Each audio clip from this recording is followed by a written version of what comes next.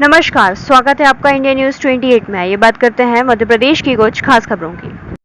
भिंड दतिया प्रत्याशी फूल सिंह बरैया के कार्यकर्ता ने भाजपा सरकार पर साधा निशाना। लोकसभा चुनाव 2024 भिंड दतिया लोकसभा क्षेत्र से कांग्रेस एवं इंडिया गठबंधन प्रत्याशी फूल सिंह बरैया के कार्यकर्ता ने भाजपा सरकार पर साधा निशाना। भिंड दतिया लोकसभा चुनाव 2024 के कांग्रेस पार्टी के प्रत्याशी फूल सिंह बरैया के समर्थन में कार्यकर्ता प्रोफेसर डॉक्टर चिम्मनलाल हिंडोलिया बौद्ध गुरुजी ने बसपा भाजपा सरकार पर साधा निशाना, बढ़ती बेरोजगारी और महिलाओं पर बढ़ते अत्याचारों पर सवाल किया। फूल सिंह बरैया एक कर्मनिष्ठ, ईमानदार, जुबान के पक्के नेता रहे हैं, इसलिए उन्हें चंबल का व्हाइट टाइगर भी कहा जाता है। उनका यह भी कहना है कि भिंड दतिया लोकसभा क्षेत्र में विगत वर्षों से भाजपा के सांसद रहे हैं, जिन्होंने वादे तो भरपूर किए लेकिन उन पर काम नहीं किया। भाजपा सरकार में विकास जमीन स्तर पर न होकर कागजी स्तर पर होता है। भाजपा सरकार सत्ता में आने के बाद संविधान को खत्म करने का मन बना लिया है, लेकिन हम उन्हें कभी उनकी मंशा में कामयाब नहीं होने देंगे। यह कांग्रेस का वादा है, क्योंकि संविधान कोई साधारण पुस्तक नहीं, इसी से सब कुछ है। दलित, पिछड़ों, आदिवासी, महिलाओं को सम्मान से जीने का अधिकार दिया है। डॉक्टर चिम्मनलाल हिंडोलिया का कहना है कि उन्होंने 8 विधानसभाओं में भ्रमण किया है, उनकी समस्याएं सुनी है।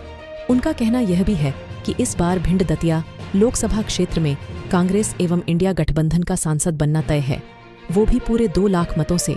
कांग्रेस, भाजपा और बसपा तीनों पार्टी बराबर चुनावी मैदान में उतर चुकी है। अब फैसला जनता के हाथ में है कि किसको सांसद बनाकर कर संसद भवन पहुंचाती है। इंडिया न्यूज 28 के लिए कैमरामैन मुस्कान के साथ ब्यूरो दिलीप सिंह सेंगर की रिपोर्ट। आज अगर अपन बात करते हैं भिंड दतिया लोकसभा क्षेत्र की, जहां फूल सिंह बरैया जी कांग्रेस प्रत्याशी हैं और जनता का बहुत ज़बरदस्त प्यार मिल रहा है। और आगे अगर अपन बात करते हैं हमारे प्रोफेसर डॉक्टर चिम्मनलाल हिंडोलिया जी, जो हमारे एक वरिष्ठ नेताजी भी रहे हैं कांग्रेस के, उनसे भी अपन रूबरू करते हैं कि कांग्रेस की क्या लहर है और बीजेपी की क्या कमियां हैं जो बीजेपी बिछड़ती हुई नज़र आ रही है। जी नौले जी, आप बताएं, जो क्या ये समस्या जो आ रही है, जो बीजेपी और कांग्रेस का एक जो बीजेपी की गठबंधन सरकार होते हुए और बीजेपी पिछड़ती हुई नज़र आ रही है और कांग्रेस बढ़ती हुई नज़र आ रही है, क्या रीजन है? मुख्य रीजन ये है कि बीजेपी सरकार पहले एनडीए सरकार बोलते थे, वो घट करके बीजेपी होगी और बीजेपी से मोदी सरकार आ गई है और मोदी जी पर लोगों का भरोसा नहीं रहा। मोदी जी की सरकार में बहुत ज़्यादा महंगाई बढ़ी है, बेरोजगारी बढ़ी है और अग्निवीर जैसी योजना आई है, जिससे यंग जो लोग हैं जो सेना में जाते हैं उनका मनोबल गिरा है। किसानों को बहुत ज़्यादा परेशानी हुई है। किसानों को जो इनकम डबल करने की बात कह रहे थे, उनके खिलाफ काले कानून आए हैं, जिससे किसान नाराज़ है और एमएसपी की गारंटी नहीं मिल रही है। यही वाली बात कांग्रेस सरकार जो इंडिया गठबंधन है, इंडिया गठबंधन सरकार जो आएगी भविष्य में, वो इस बात को कह रही है कि हम केंद्र सरकार की 30 लाख जो जॉब्स हैं उन्हें भरेंगे, बेरोजगारी को कम करेंगे, महंगाई भी कम करेंगे, एमएसपी गारंटी लागू करेंगे। और एक बड़ा मुद्दा उठा है जो बीजेपी के लोगों ने अपनी मंशा जाहिर कर दी है अलग अलग तरीके से, अलग अलग सांसदों ने, कि वो 400 पार ला करके, 400 का मुद्दा तो मोदी जी ने उठाया था, अब इनके सांसद कह रहे हैं 400 पार आने के बाद हम संविधान ख़त्म कर देंगे। ये वो संविधान है जो बाबा साहब ने बनाया, उनकी जो उस समय के जो जितने राष्ट्रीय नेता थे जो देश को प्यार करते थे, उन लोगों ने इस भारत देश की स्थिति को देखकर संविधान बनाया है। इससे एससी, एसटी, ओबीसी, माइनॉरिटीज़, महिलाएं और जो गरीब लोग हैं, इन सबको बहुत ज़्यादा तरक्की करने का मौका मिला, अवसर मिला। ये उस संविधान को पलटना चाहती हैं, तो देश की जनता इस बात को बिल्कुल स्वीकार नहीं कर रही है। इन सभी बातों को लेकर के लोग केंद्र सरकार बदलना चाहते हैं, मोदी सरकार हटाना चाहते हैं, कांग्रेस की सरकार, इंडिया गठबंधन की सरकार लाना चाहते हैं। ये मैं देखने वाला साहब, अगर जो बीजेपी बेरोजगार हटाने के लिए बहुत बात कर रही थी, लेकिन अभी तक बीजेपी की सरकार रही है, लेकिन कहाँ रोजगार हटता हुआ नज़र आ रहा है? बिल्कुल, हम लोग इन्होंने रोज़गार ख़त्म कर दिए हैं, चाहे वो नोटबंदी के थ्रू कर रहे हों, फिर उन्होंने जीएसटी के थ्रू करे हों। आजकल बिजनेसमैन बहुत परेशान हैं और रोज़गार तो कम हुए ही हैं।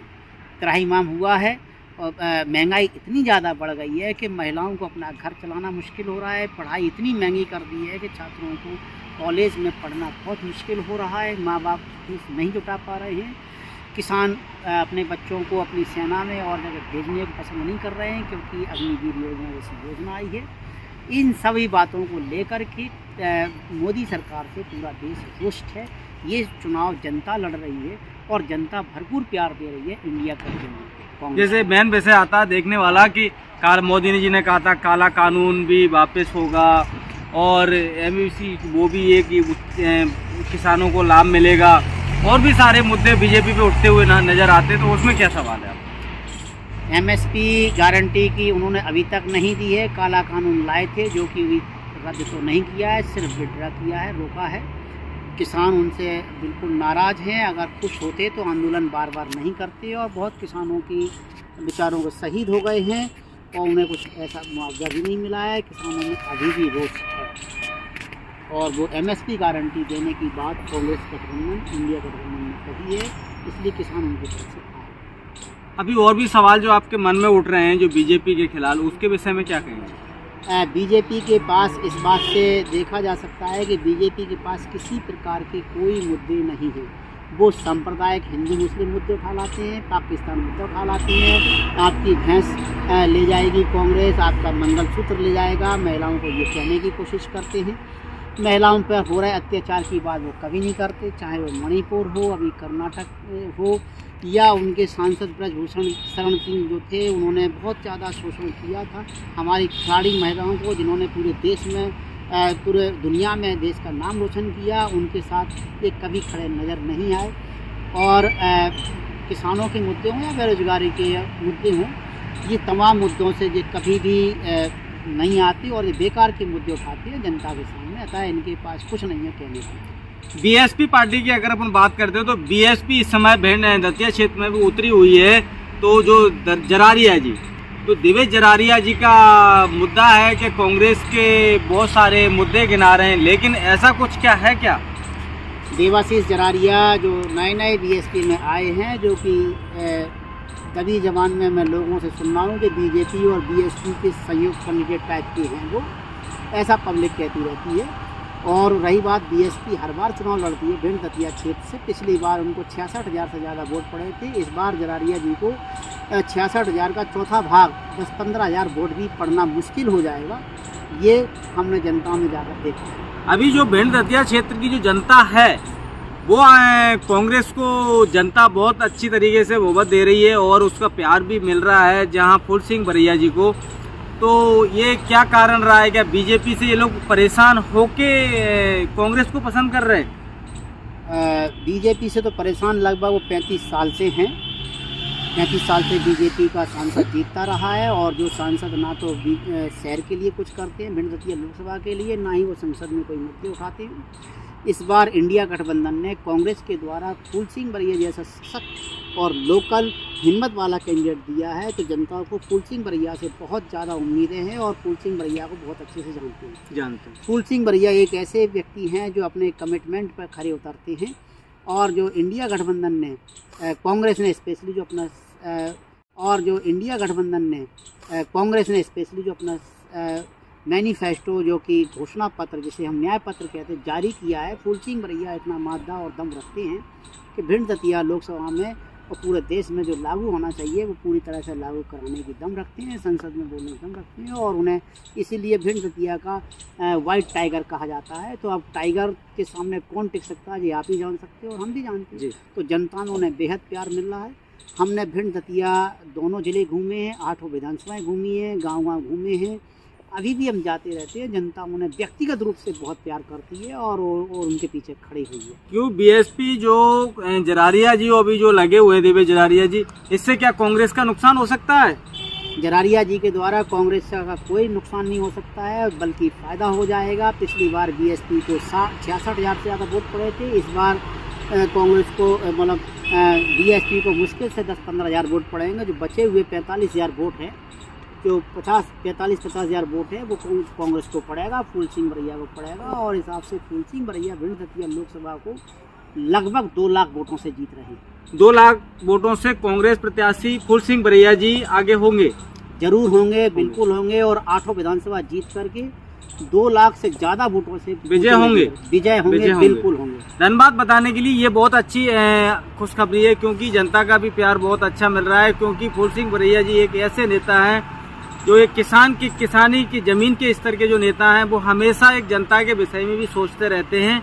और आपके जो मन में जो और भी सवाल उठ रहे हैं उसके विषय में?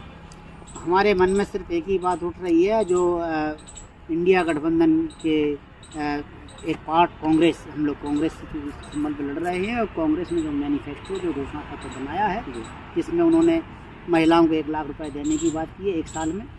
जो स्टूडेंट्स जो कि लड़के रहते हैं, जो डिप्लोमा वगैरह करके आते हैं, उनको 1 लाख 1 साल में देने की बात करी है। MSP किसानों की लागू करने की बात करी है। उन्होंने अग्निवीर योजना को खत्म करने की बात की है। किसानों का बिल माफ, किसानों के जितने कर्ज हैं उनको माफ़ करने की बात करी है। संविधान की रक्षा की बात करी है, जो संविधान बीजेपी और उनके गठबंधन ख़त्म करना चाहती हैं, ये संविधान को बचाने की और संविधान में और सशक्त करने की बात कही है। इससे जनता बड़ी खुश है, और फूल सिंह बरैया को यहाँ से 2 लाख वोट से जिताने को पूरी तरह से तैयार बैठी हुई है। कहीं कोई डाउट नहीं है, कोई शक नहीं। और कोई सवाल?